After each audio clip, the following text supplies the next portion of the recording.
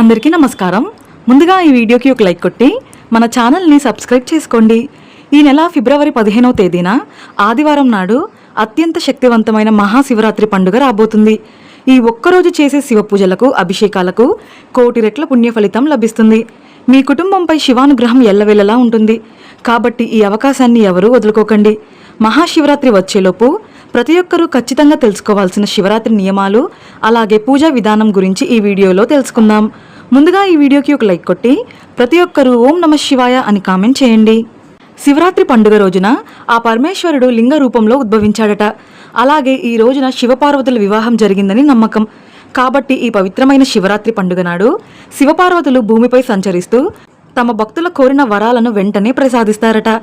ఇక ఈ శివరాత్రి పండుగ నాడు తెలుపు రంగు వస్త్రాలు కానీ, పసుపు రంగు వస్త్రాలు కానీ ధరించండి. తద్వారా అదృష్టం, ఐశ్వర్యం కలిసి వస్తుంది.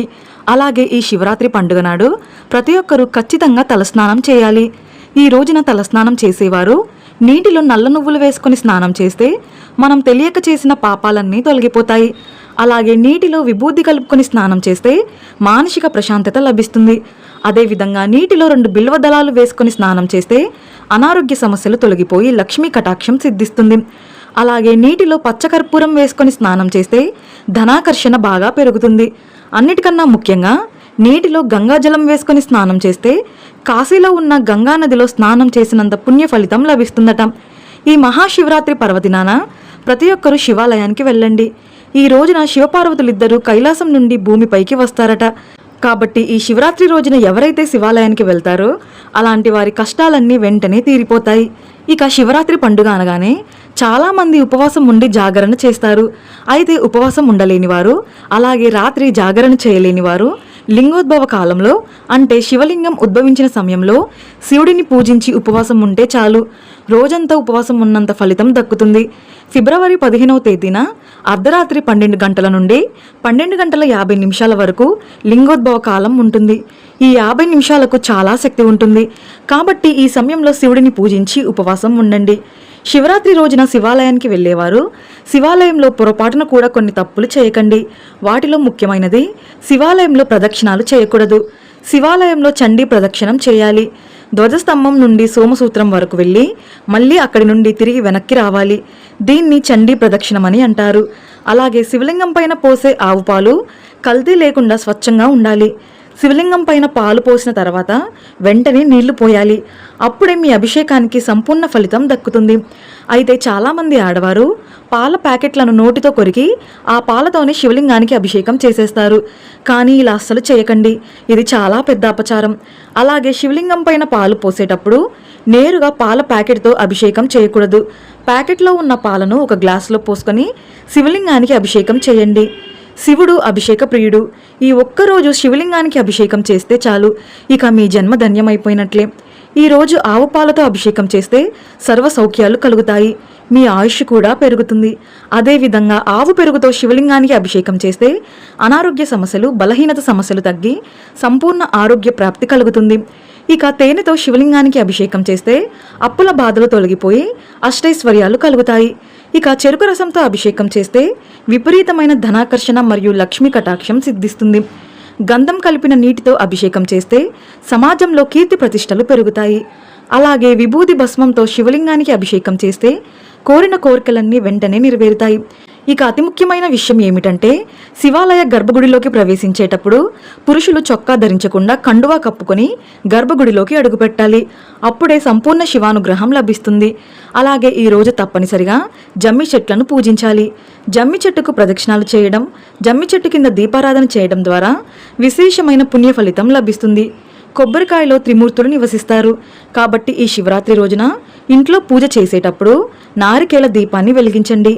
కొబ్బరి చిప్పలో ఆవు నెయ్యి పోసి శివుని ముందు దీపం వెలిగిస్తే చాలా మంచిది.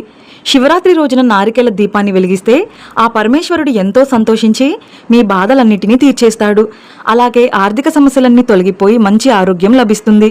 శివలింగానికి అభిషేకం చేసేటప్పుడు మన శరీరం పైన ఉండే చెమట చుక్కలు కానీ, వెంట్రుకలు కానీ శివలింగం పైన పడకుండా జాగ్రత్త పడాలి. శివ పూజలో పొరపాటున కూడా తులసి దళాలు ఉపయోగించకూడదు. శివరాత్రి రోజున ఉపవాసం ఉండేవారు పాలు అలాగే పండ్లను స్వీకరించవచ్చు. ఇక ఈ శివరాత్రి రోజున ఏది చేసినా చేయకపోయినా ఓం నమ శివాయ అనే మంత్రాన్ని 108 సార్లు జపిస్తే చాలు. ఇక మీ తలరాత మారిపోయినట్టే. మీ కష్టాలన్నీ వెంటనే తీరిపోయి కోరిన కోరికలన్నీ నెరవేరుతాయి. అలాగే శివరాత్రి పండుగ రోజున ప్రతి ఒక్కరూ విభూది బొట్టును ధరించాలి. ఈ రోజున విభూది బొట్టు పెట్టుకుంటే జాతక దోషాలన్నీ తొలగిపోతాయి. శివానుగ్రహం కూడా సంపూర్ణంగా లభిస్తుంది. ఇక ఈ శివరాత్రి పర్వదినాన మీ పూజ గదిలో అఖండ దీపం వెలిగించండి. మీ ఇంటికున్న దారిద్ర బాధలు తొలగిపోతాయి. అలాగే శివుని పూజించేటప్పుడు శివునికి నైవేద్యంగా తెల్లటి పదార్థాలను నివేదించండి.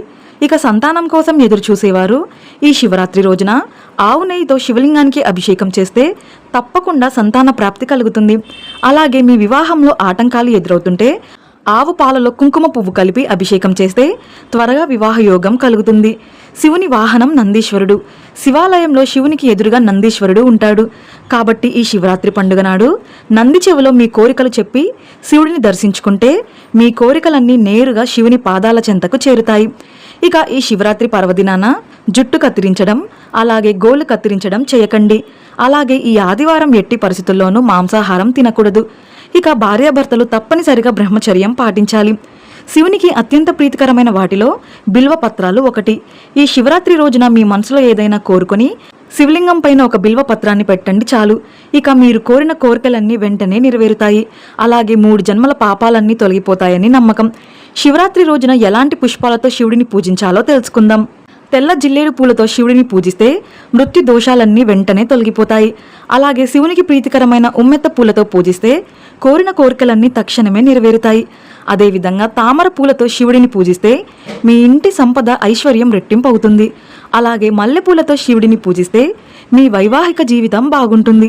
నీలం రంగు శంఖ పుష్పాలతో శివుడిని పూజిస్తే ఆ శివయ్య వెంటనే కరుణిస్తాడట. ఇక తుమ్మి పూలంటే శివునికి చాలా ప్రీతికరమైనవి.